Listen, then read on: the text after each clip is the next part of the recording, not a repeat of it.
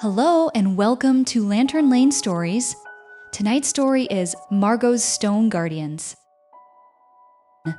Margot walked home from school along the Seine. The autumn air felt cool on her cheeks. Leaves tumbled across the old stone bridge. Suddenly, she stopped and looked up.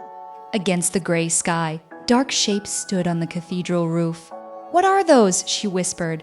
Her heart beat a little faster. They looked like dragons or demons frozen in stone.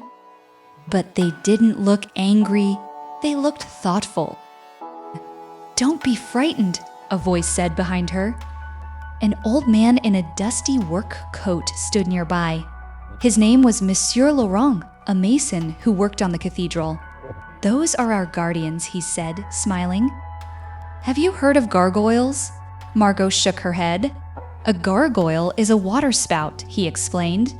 "See those stone creatures with mouths wide open?"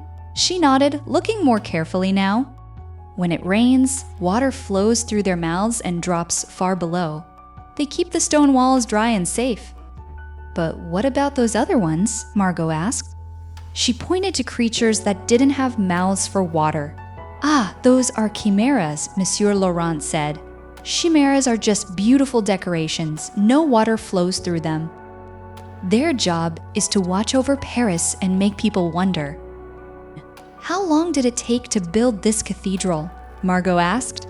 Monsieur Laurent sat down on a stone bench. "A very long time," he said. "Building began in the year 1163. Workers with hammers and chisels carved every stone by hand. They climbed tall scaffolds and worked in the freezing cold. Some worked for their whole lives. Their children took over when they grew old. The cathedral wasn't finished until the year 1345. That's 182 years of building." Margot's eyes grew wide. "Many of those builders never saw the finished cathedral," he continued softly. "But they knew other hands would finish their work." "And the stone creatures?" she asked. "Were they there from the beginning?" Monsieur Laurent shook his head. "Most were added much later. Many of the gargoyles and chimeras came in the year 1843. A great architect named Eugene Viollet-le-Duc was fixing and beautifying the old cathedral. He and his workers imagined what the medieval builders might have wanted to add, so they carved new creatures to watch the city. They're not medieval." Margot sounded surprised. "Some carvings are very old," he said. "But the most famous thinker, the one who looks like he's daydreaming and staring at Paris, that one is from Monsieur Viollet-le-Duc's time. He's only about 180 years old, not 800. Margot laughed. "So he's young, very young," Monsieur Laurent agreed. The sun was setting, painting the sky orange and purple. The cathedral's stone began to glow warmly. "Look," Monsieur Laurent said.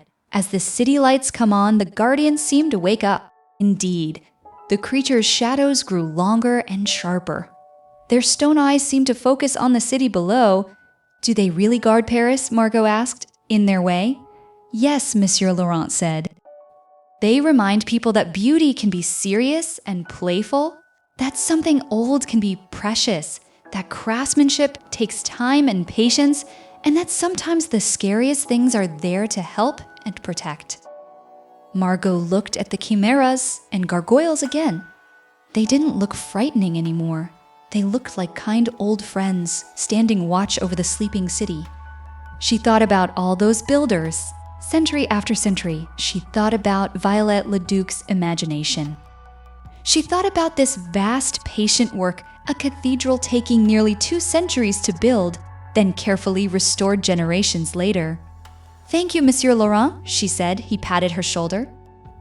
"Come back sometime," he said. "There are many more stories hidden in these stones." As Margot walked home, she kept looking back at the cathedral. The stone guardians watched over the city just as they had for centuries. The river flowed quietly beneath the bridges. The buildings settled into the cooling evening air. And so Paris also slowly fell asleep. Good night.